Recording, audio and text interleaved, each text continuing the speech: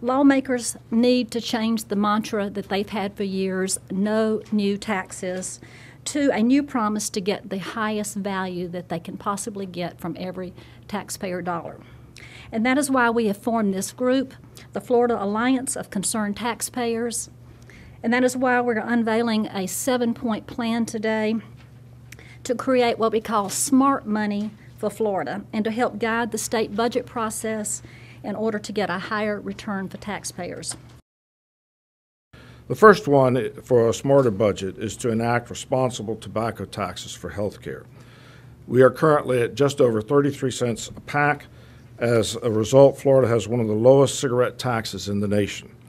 FACT fully supports a change in this policy, including an assessment of a $1 per pack tax on cigarette sales. Our second step is for a smarter budget is to embrace the Seminole Compact for Education.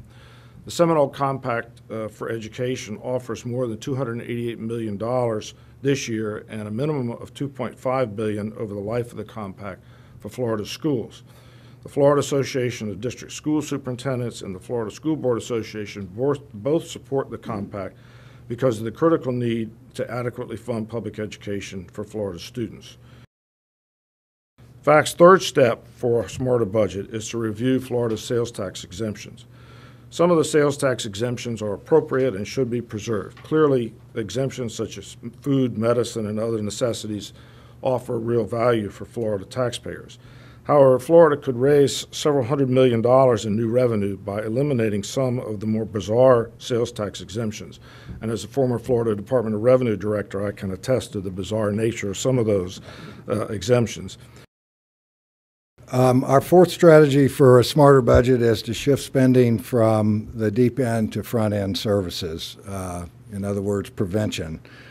This basically means spending money to prevent a problem rather than waiting to spend even more money trying to fix the consequences of a lack of prevention. Our fifth step for a smarter budget is to spend more money with Florida firms. Florida government could generate what is, in effect, we believe, its own economic stimulus by steering the millions of dollars that state government contracts out annually to Florida-based firms. Studies have shown Florida loses a full-time job for every $100,000 Floridians spend online with out-of-state companies, and an analysis by the Washington Economics Group found that a buy local strategy could increase the total economic impact of Florida projects by 10 to 15%.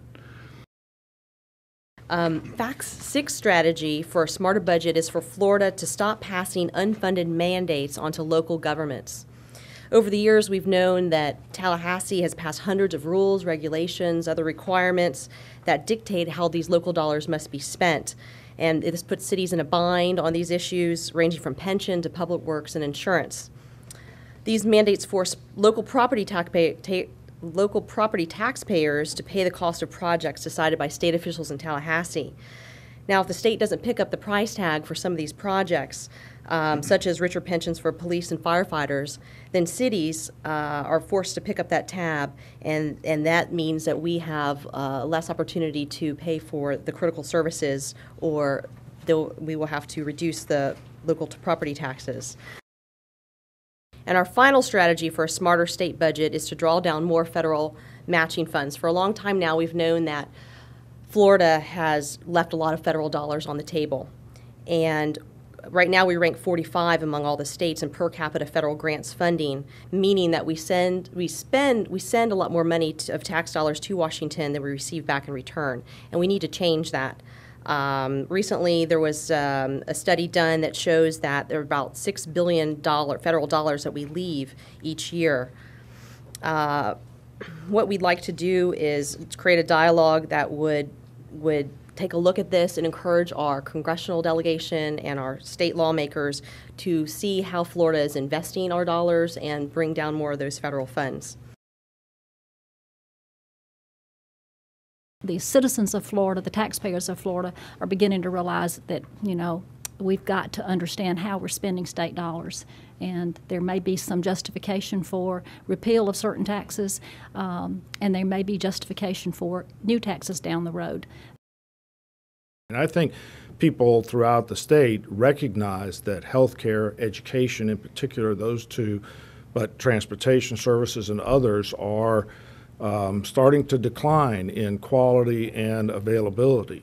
And taking something like the cigarette tax and linking it very clearly and very specifically to healthcare programs makes an awful lot of sense. And I think when you tell the voters that, you know, here's the bat and here's the ball, and together you can hit a home run with them, they understand that, and legislators will understand that. But it's got to be, you know, very basic, very focused.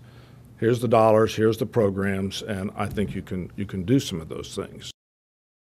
I think one of the mistakes we made is exactly what Tom said, that we were not clear about linking revenue with service. And that's part of what we hope to do going forward with this organization, is to find some of those what I call rational nexuses between a service that a citizen can see and a funding source that matches that. Yeah, I think if I look back on the telling my age, but almost 30 years of following the legislature, that they get most of their work done in the last 2 weeks of the session. Really, the last few days is when the hard decisions are usually made.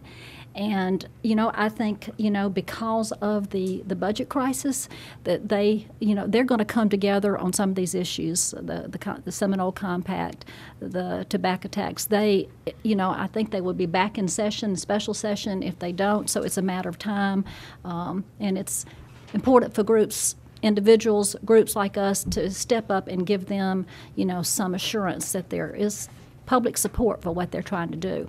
I hope it's sooner than later, but I think, eventually they all want to see our vital services in Florida taken care of. While the legislature might be looking at this in the next few weeks, some of these issues are going to linger, and we'll be reviewing them as they go forward, and then others will be bringing, and we'll be considering issues that FACT may want to take on in the future. So this is just not it. These 7 items are not the only thing we're going to be addressing as we go forward.